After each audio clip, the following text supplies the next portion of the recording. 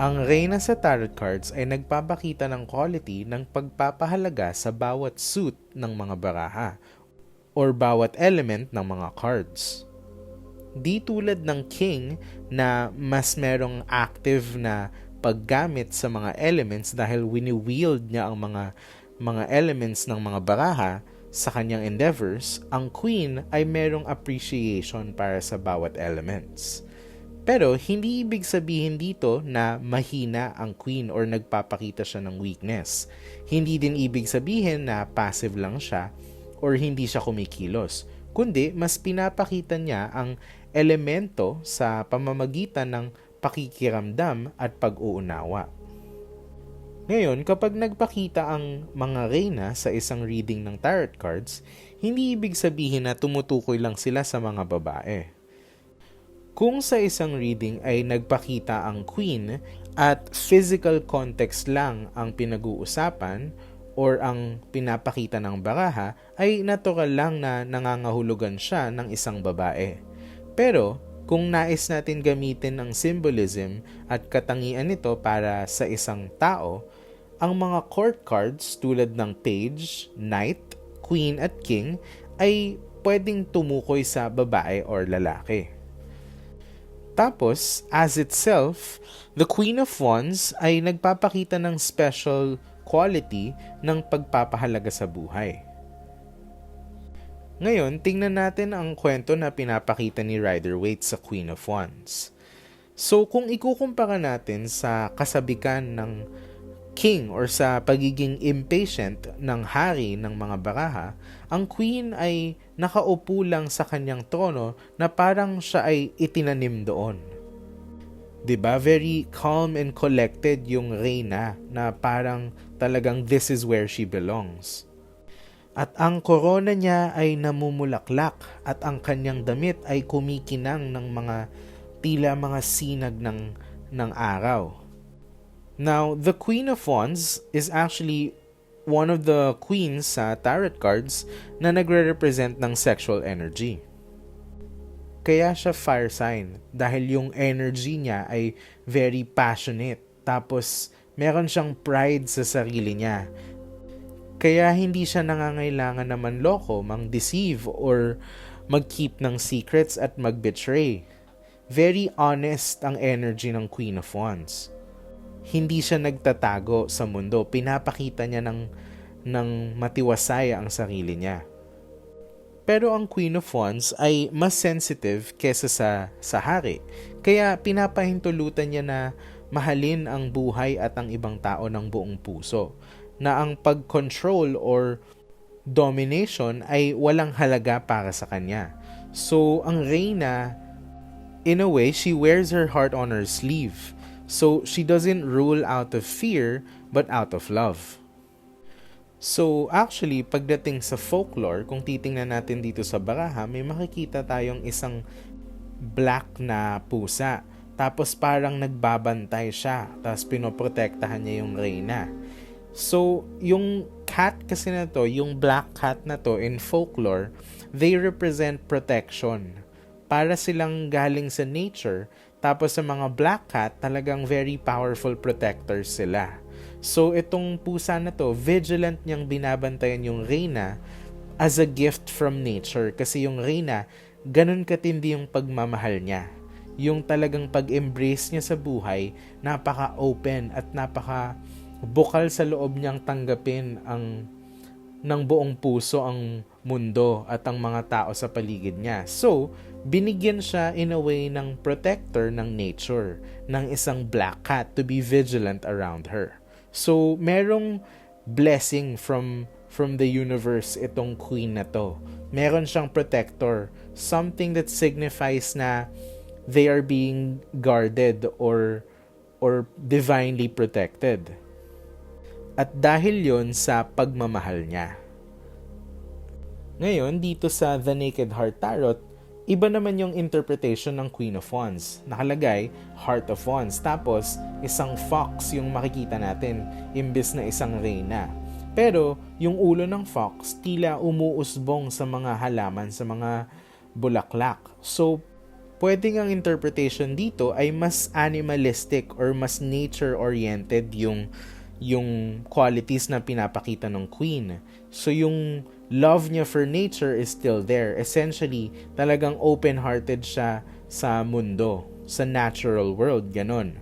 Tapos yung fox, parang sumisilip siya mula sa mga bulaklak out of curiosity. Kasi ang Queen of Wands nga, she represents appreciation for her element, diba? The element of fire. So, meron siyang quality of open-heartedness.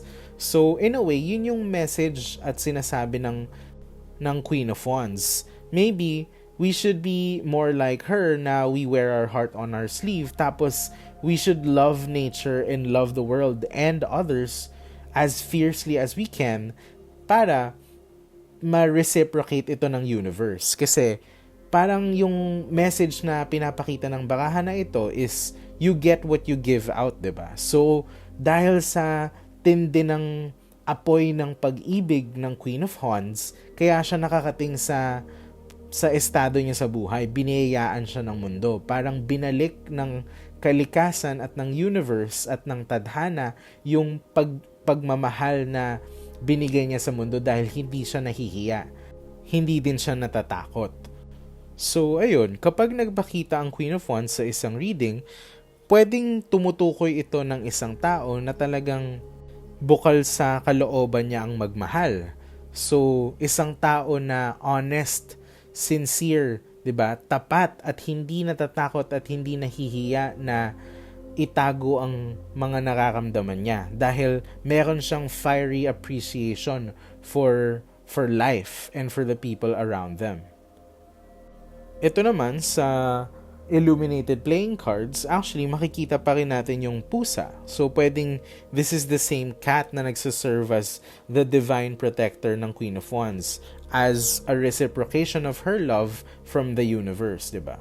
Pero yung illuminated playing cards, essentially kailangan lang alam talaga natin yung ibig sabihin ng baraha kasi playing card lang naman talaga to. Tapos yung equivalent suit lang ng wands sa tarot ay yung suit of clubs sa playing cards. So, pwede tayong mag-tarot reading actually gamit ang mga playing cards as long as alam natin yung corresponding suits nila. Ngayon, kapag nakabaliktad na ang Queen of Wands sa isang reading, pwedeng mga hulugan ito ng pagkalungkot. Pero hindi naman necessarily negative yung pinapakita ng baraha.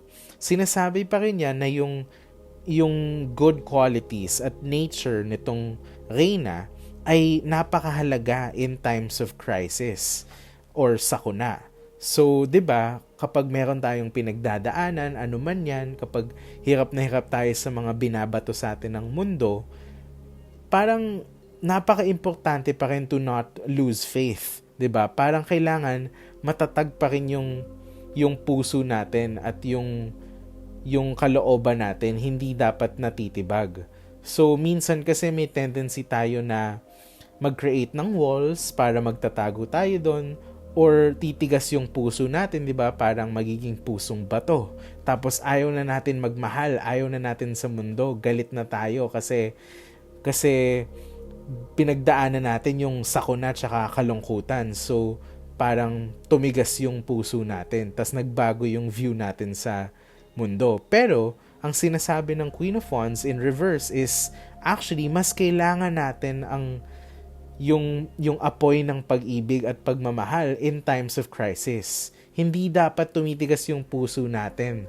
Dapat mas open-hearted pa tayo para tanggapin at magpursige at ma-survive. We have to use our hearts actually to endure whatever we go through in life. So, in reverse, ang Queen of Wands ay pwedeng nagre-represent ng isang tao na maalagain at nagpapatakbo ng isang household in times of crisis. Tapos, itong tao na ito ay para siyang pillar of emotional support. Lahat ng to nagmumula sa isang natural na impulse kesa sa isang pakiramdam na meron siyang duty na kailangang i-fulfill. So, itong tao na to, hindi niya ginagawa lahat ng to out of obligation. Talagang nature niyang magmahal at maging emotionally supportive. Ganun katatag at kalakas yung puso niya.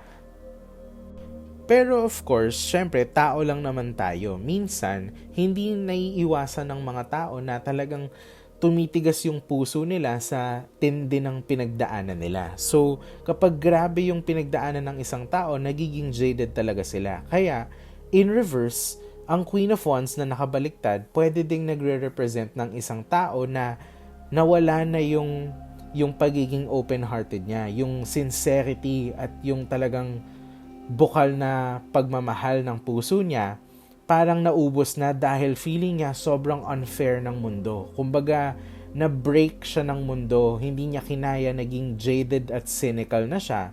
So kapag ganun, pwedeng sa isang reading, ang reverse Queen of Wands ay tumutukoy sa isang tao na medyo mapanlin lang or madaling magselos, hindi na siya tapat at medyo bitter, 'di ba? Medyo secretive na siya kasi life broke them down tapos in the end tumigas na yung puso nila.